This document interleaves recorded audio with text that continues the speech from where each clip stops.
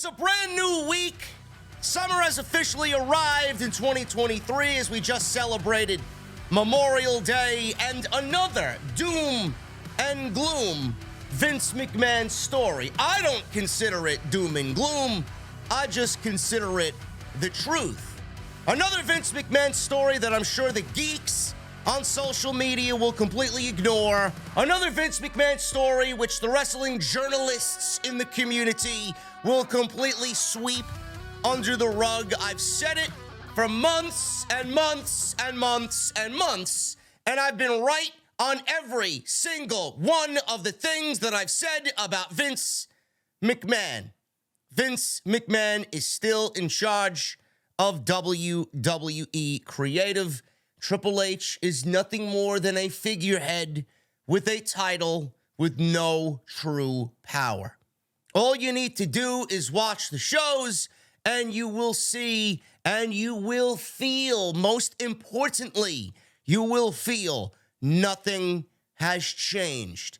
Every show has felt like a compromise between Triple H and Vince McMahon. And in my honest opinion, that is not best for business because you're getting the worst of Vince McMahon and potentially the best of Triple H. And when you mesh them together, you get nothing but a mediocre, inconsistent, illogical, lazily booked show. Because Triple H is obviously going to have to appease Vince McMahon, and Vince McMahon's power is always going to override what Triple H wants to do. That's just the way it is. Vince McMahon has been making changes remotely to both Monday Night Raw and Friday Night SmackDown. This is coming from Fightful, surprisingly. They don't really talk about this shit any other time. Now they want to talk about Vince McMahon making changes remotely and him being in charge of both shows. Many in WWE tell Fightful that they are in a wait-and-see mode after Vince McMahon has made his presence known since WrestleMania. Let me stop you right there. His presence has been felt before WrestleMania. Obviously, this is not true. His presence was felt before WrestleMania. You could have easily seen it in the way the shows were constructed on both Monday and on Friday. Vince McMahon has been making regular changes to WWE shows remotely, but has not popped up backstage. Now, they obviously are reporting this, and I'm going to tell you guys, way back when Vince McMahon was in charge, one of the major stories that we always heard is Vince McMahon's ripping up scripts. Vince McMahon's making late-minute changes to Monday Night Raw. You never heard that with Triple H in charge. Vince McMahon being backstage and the way the creative is operating has morale completely low in WWE, record-setting lows for morale in the locker room in WWE while Vince McMahon was running the show. Vince McMahon forced his way back into WWE and appeared all WrestleMania weekend making changes. And clearly, the biggest change of all was Vince wanting Roman over Cody. That is my belief in that, and I would not be shocked if that was the case, because nothing regarding Cody makes sense whatsoever. And then clearly on Raw after Mania, he blew up the entire show and made it one of the worst viewing experiences in WWE history.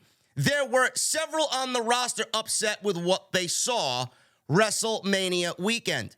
The roster was assured repeatedly that Triple H was still in charge of WWE Creative, but have been subject to late changes whenever Vince McMahon sees fit remotely.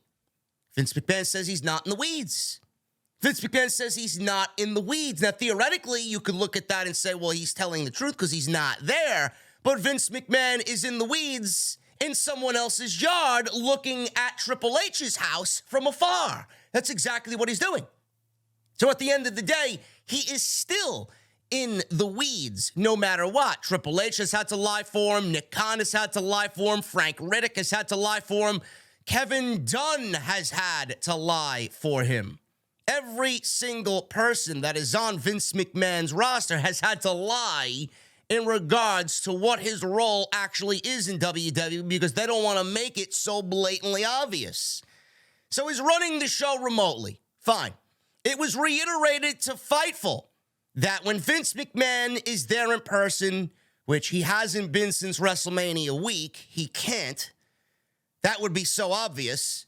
That the changes were a lot heavier and had less reason to them. However, those that we spoke to on the roster said that instead, they hear that Vince calls in changes remotely and does it with heavy alterations. Still, there have been talent that have told us that they've had more flexibility in their promos as of late than when Vince McMahon is actually present in person. That doesn't really mean much of anything. You still hear the commentary team. You still hear some people on the mic on the show that use Vince McMahon lingo and Vince McMahon verbiage. I mean, it doesn't really matter. It depends on who you are. I honestly think that if you have seniority in the WWE, that your promos will be a little bit more flexible. They're not going to give a flexible promo schedule to a Zoe Stark or a J.D. McDonough or anybody on the lower end of the spectrum. So I don't even know who that actually caters to. It's probably just seniority gets flexibility when it comes to that type of thing. Morale was particularly high after the European tour this year, which many told Fightful was the most fun they've ever been on. Those that we've heard from say that things have improved significantly since Vince was around, but they're still on guard at the possibility that he could just charge back in and be backstage. However, several also believe that McMahon realized the chaos that just being backstage caused and opted to work remotely since. Yes, because if Vince McMahon wants to maintain his power over WWE and creative, he cannot show up backstage because this is not like it was when he was there. Things will get out of hand, reports will be made, reports will be talked about, and people will know exactly what he's trying to hide, which he's been doing successfully through other means and through everybody else on the roster since the beginning of the year. Now you know. I don't want to hear from anybody that he's not in charge. I don't want to hear from the fucking virgin geek online that Vince McMahon is not in charge and JD is nothing more than a conspiracy theorist. Ha ha ha, he's not in charge. Yes, he is. I don't want to hear from a Sapp. I don't want to hear from a Meltzer. I don't want to hear from an Alvarez. I don't want to hear from a Mike Johnson or any of these other journalists in the community that Vince McMahon is not in charge. What this is telling you is that Triple H is nothing more than a figurehead puppet with a fancy title and no power. And do you honestly believe that Vince McMahon is going to remain working remotely? This is just for the time being. Mark my words. Vince McMahon will be backstage when he deems it okay and sees that it's potentially safe to go back. He will be there. Vince McMahon probably misses being there the most out of everything. You think he is satisfied working remotely? He is just taking it because he still has ultimate power. Vince McMahon being away is probably what is killing him the most. I've said this time and time again. Watch the show. That's all you need to do. The shows do not feel like a Triple H show. Monday Night Raw and Friday Night SmackDown, I'm talking about specifically. The premium live events have been very, very good for WWE because they've taken on more of a straightforward takeover-like presence. But Vince McMahon running Monday Night Raw and Friday Night SmackDown is not really all that out of the realm of, hey, man, what's going on here? I mean, it's easy to see. There is an inconsistency to the show that is very Vince McMahon-esque. There is a clashing of worlds that is very apparent on these shows. Every show on Monday, especially, I feel it most. On Friday, I feel it less. But on Monday, I feel it most. Like there is a clashing of styles, a clashing of worlds, a compromise between Triple H and Vince McMahon on these shows. Just imagine what Triple H would do if he's completely in charge. We would be getting a completely different WWE product, a WWE product that is for the better. But you're not getting that because Vince McMahon is meshing his world and his ideologies and his ideas into Triple H's. And then when you get that mixed together, you're not getting anything but, hey, what could have been? Why is this like this? Why are there illogical situations happening on the show? Why doesn't this make sense? Why isn't there an explanation for what's going on there? All this does, and all this report tells you, is that Vince McMahon is in charge and Triple H is not. I'm sorry. You guys got to get with it. Things are not the way that they should be, and this is just another story in a line of stories that I've told you is what it is. Vince McMahon is back, and he is the one who has ultimate power. The man lied to get himself back into this position, and it's going to be sooner rather than later that this man's presence will be backstage, and Triple H will have absolutely zero say in everything when that day comes. Mark my words. There's a rumor going around that WWE is planning on Seth Rollins versus Brock Lesnar for the WWE World Heavyweight Championship. Now, I don't think this is going to be the case, but there's a rumor going around, and more importantly, I don't know why this would make any sense whatsoever when Brock Lesnar is in a program with Cody Rhodes. Now, on Monday's Raw, WWE had Cody Rhodes cut a promo challenging Brock Lesnar to a third and hopefully final match. Rollins and Styles were in the main event. AJ Styles, that is. AJ from SmackDown, by the way. I don't know what the fuck he was doing on Monday Night Raw, but I'm glad that we had a draft that separated Raw and SmackDown 1 month ago. AJ Styles on Raw. No explanation. Styles and Rollins defeated Damian Priest and Finn Balor in the main event. Now, Dave Meltzer noted that WWE is not planning on Rollins versus Lesnar once he's done with his program with Rhodes.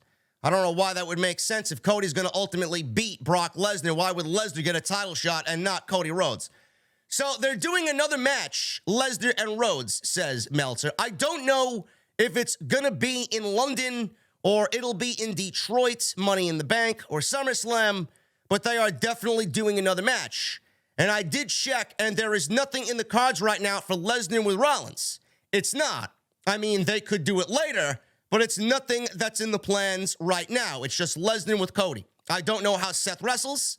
I thought maybe we would find out, or who Seth wrestles. I thought we would find out. I thought maybe it'd be Damian Priest, but then by the end of the show, it was, when the thing was over, they're not doing Priest or Rollins. So because they did the ending, all I would say is that was a stupid finish, and we got no Seth Rollins opponent moving forward into the Money in the Bank pay-per-view, says Dave Meltzer. I don't know. I don't know why Lesnar's being tagged along here with Seth Rollins. I don't know where that rumor came from. It doesn't make any sense. But I did say this, and I said this on my Monday Night Raw post show last night. If we unfortunately have to sit through another Cody Rhodes and Brock Lesnar match, depending on when WWE wants to do it, I'm assuming they'll do it at SummerSlam because they'll probably have Cody Rhodes wait the 6 to 8 weeks scheduled time for recovery for the broken arm. I would have, and again, I don't know, if WWE wants to have Cody Rhodes be this historic, fucking monumental, moment-making individual, and they want this guy to be the fucking hero, and oh my God, he's overcoming all the odds. Let's sit this down and think about it. Cody Rhodes wins Money in the Bank.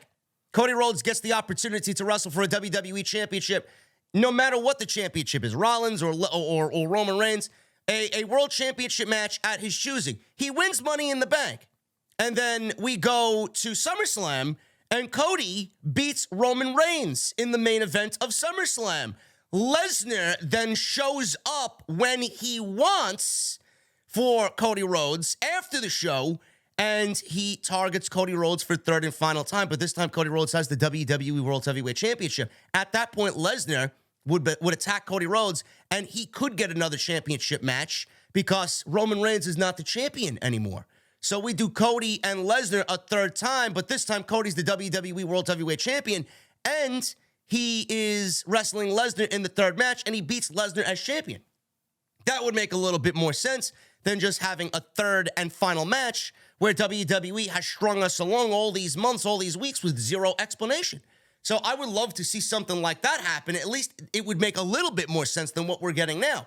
But I don't know what they're doing with Cody Rhodes. Is he going to go into Money in the Bank with a broken arm? Is he going to miss Money in the Bank? I can't see him missing the pay-per-view. Is he magically going to have his broken arm healed in 3 weeks? I don't know. Are we really going to have to wait till SummerSlam to find out what happens next with Cody Rhodes and Brock Lesnar? Wait a whole nother 2 months? I mean, holy shit. Please end this ASAP. I'll take this match next week on Raw just to get it the fuck over with. Absolutely ridiculous. But that's WWE creative for you, and that's Vince McMahon running the show. This is the type of shit that you're getting with WWE with Vince McMahon in charge. And finally, guys, NXT Battleground. I did not watch it yet. I was not wasting my Memorial Day watching NXT Battleground. I will get to it when I get to it. I heard good things about it, but I don't know why it wouldn't be at least a watchable show with the type of talent that they do possess down there. Now, WWE had a successful NXT Battleground show on Sunday night. Tiffany Stratton won the NXT Women's Championship. Good for her. I love Tiffany Stratton. We got the Carmelo Hayes-Braun Breaker situation, hopefully finally over. And we got a Battleground pay-per-view that was well-received by fans.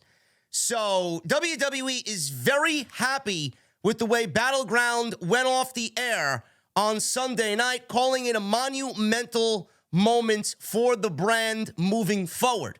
They were very pleased with the turnout. They were very pleased with how the reception was for the show. They were very pleased with how everything went with Battleground on Sunday night from Lowell, Massachusetts. I find these reports funny because it's almost as if WWE and the people that work in NXT don't remember what happened before Vince McMahon and Bruce Pritchard blew up NXT. This was a normal thing 5 times a year, 6 times a year with NXT Black and Gold and all their takeovers. You're surprised that there was a good reaction to the show? You should already know the type of shit you're capable of with NXT. Just go back and do what you did before Vince McMahon and Bruce Pritchard blew the fucking show up. It's not that difficult. More and more and more positivity would probably come your way if you went back and did the shit that you did before the show was absolutely destroyed. So I don't understand. I mean, it's laughable. Like, oh my God, Battleground was great. Oh my God, we're so proud of how everybody enjoyed Battleground. And we're so great. We're so proud of how the reception was. I mean, who are you people? Let's go back and watch what you did in the past. It's not that difficult to duplicate that if you just apply to the current product. The product is not perfect. It's not fucking absolutely the worst show ever, but it's not good. The writing is not good. Some of the talent on there, I genuinely feel sorry for because they're so fucking good that they gotta be there, and they're trying their best to prove that they don't belong there, that they belong on the main roster. I mean, just look at guys like Dijak and Dragunov and Tyler Bate and Braun Breaker and Carmelo Hayes. I mean, those guys, all 5 of them, they're ready for the main roster. They're all ready for the main roster, but they have to be stuck on NXT. The writing is not good. The weekly show is still not a good show. So I find it so funny that people are just, oh my God, it was a great show. Yes, NXT was great, and then they fucking killed it. So I don't know what you guys are thinking, man. You set the bar really fucking low and you treat something like a complete piece of garbage at the first glance of a good show. Oh my God, it's a great show. It's the great NXT show, the greatest NXT show of all time. Give me a break. Give me a break. This was a normal thing before 2.0 even existed. Guys, I'm getting out of here. That is your news for this Tuesday. If you enjoy the video, please hit that thumbs up. Hit that subscribe button down below. Turn on the bell for notifications. Go out and check all the other content on the channel. Plenty of it. Live streams there as well for you if you missed any of the live shows on YouTube. And make sure you follow me on social media at JD from NY206. That's Twitter, Instagram, TikTok, and Cameo. Thank you guys very much, and I'll see you right back here on Off the Script with your WWE AEW news and rumors this week on OTS. I'll see you guys then.